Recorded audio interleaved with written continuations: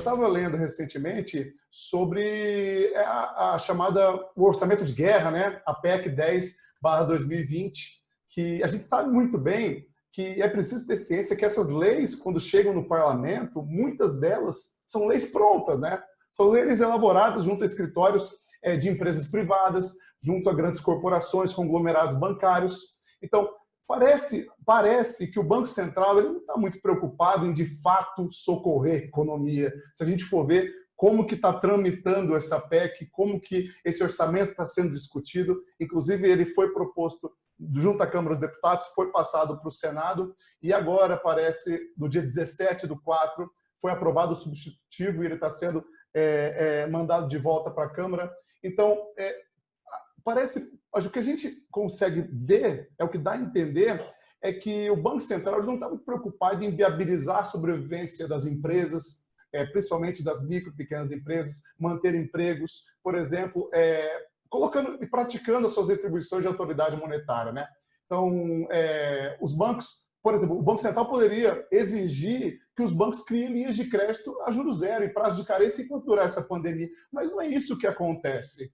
E aí a gente fica pensando, como que nós, enquanto sociedade civil, inclusive enquanto agentes de formação de opinião pública, o que o cidadão ele pode fazer nesse sentido? Porque a gente entra num atrito e a gente entra num dilema que tem muito a ver também com esses lobbies corporativistas que estão dentro do Congresso Nacional, que estão na Câmara dos Deputados, no Senado e mesmo dentro da redoma do Executivo. Como é que você pensa em relação a, politicamente falando, o que a gente pode fazer nesse sentido? Qual que é a maior crítica contundente que deve sair, inclusive, dentro dessa formação de opinião pública? Bom, José Elias, eu tenho uma clareza muito grande nesses pontos. Pontos importantíssimos que foram levantados por você. Vamos em cada um deles, tá? Primeiro, na minha visão, essa equipe econômica não sabe, ela não foi formada, ela não aprendeu, aí principalmente a começar pelo ministro da Economia, Paulo Guedes, não aprendeu a salvar pobre, não aprendeu a salvar pequenos produtores, pequenos empresários. Eles têm uma dificuldade muito grande, né? Então, assim, você vê claramente que o Brasil, para a economia, está dividindo em dois grandes grupos. E agora, na pandemia, você vê, eu tenho a clareza disso. De um lado, tem as pessoas físicas, pobres, que têm necessidade de uma ajuda de renda, pequenos empresários, microempreendedores individuais, pequenas empresas, médias empresas. Do outro lado, tem as grandes corporações, certo? E os grandes bancos, que nós acabamos de falar sobre eles, sobre os principais.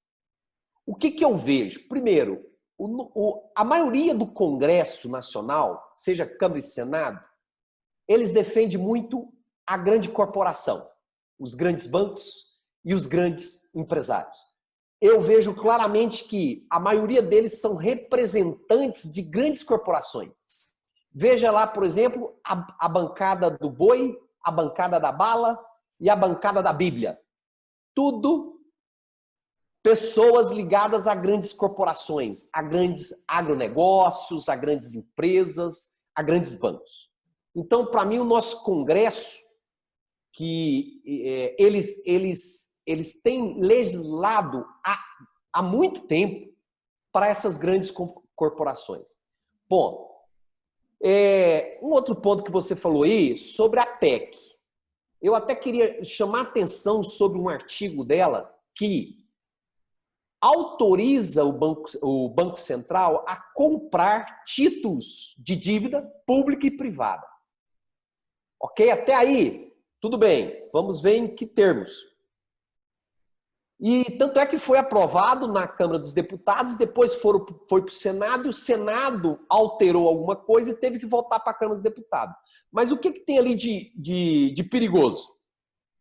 É que títulos de dívida privada, o que é isso? É uma empresa, geralmente grande corporação, que emite título de dívida no mercado e vende aquela dívida dele. E faz um caixa e depois fica com aquela dívida sendo negociada no mercado, né? Entre pessoas físicas, inclusive pessoas jurídicas. O que aconteceu com a pandemia? Qual é a expectativa? É que muitas empresas entrem em dificuldade financeira. Que muitas empresas não paguem as suas dívidas. Isso é esperado, é a expectativa de mercado. O que aconteceu com esses títulos? Eles afundaram o valor deles, certo? O valor, que eu falo, o preço, não é valor. Desculpa, porque tem um gap aí, uma diferença entre preço e valor. O preço desses títulos afundaram. E aí, aonde que eu estou te falando? Sobre a grande corporação. Alguns grandes bancos foram e compraram esses títulos de dívida privada no mercado, certo? A preços extremamente defasados. É o que nós chamamos, numa linguagem bem simples, a preço de banana. Sabendo que já estava incluso numa PEC, que é a que você citou, a número 10, já estava incluso nela o quê? A possibilidade do Banco Central comprar. Só que aí o Banco Central ele compra o que nós chamamos a marcação de mercado. E não a preço de mercado. O que é marcação de mercado? É valor daquele título. É diferente. Ou seja, o que isso possibilitou? Um banco, um grande banco, comprou milhões desses títulos a preço de banana e que agora tem a possibilidade de vender para o Banco Central, né, a um preço super elevado em relação ao que ele comprou. Então, isso é um dos fatores na PEC.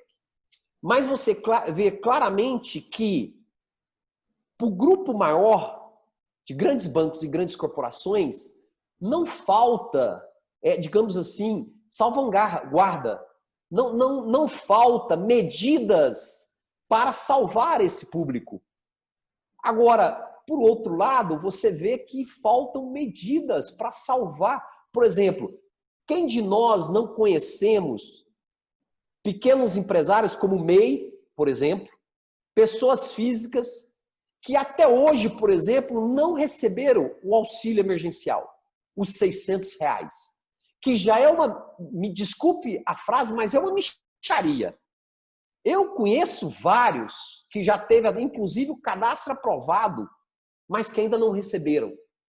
Entendeu? Por quê? Porque o próprio sistema, na minha visão, fica sendo moroso na hora de salvar esse grupo, digamos assim, mais frágil da população, um grupo que, apesar de ser um grupo maior quantitativamente, ele faz menos opinião pública, entendeu? Ele tem menos massa crítica, ele cobra menos os seus direitos, né? E aí você falou também sobre o que eu acho que pode ser feito. Eu tenho digamos assim, eu tenho uma outra coisa bem clara, que o poder emana do povo. Certo? Se o povo não juntar e reivindicar os seus direitos democraticamente, com toda lisura democrática, se o povo não fizer isso, eles não têm representante para fazer isso por eles, não.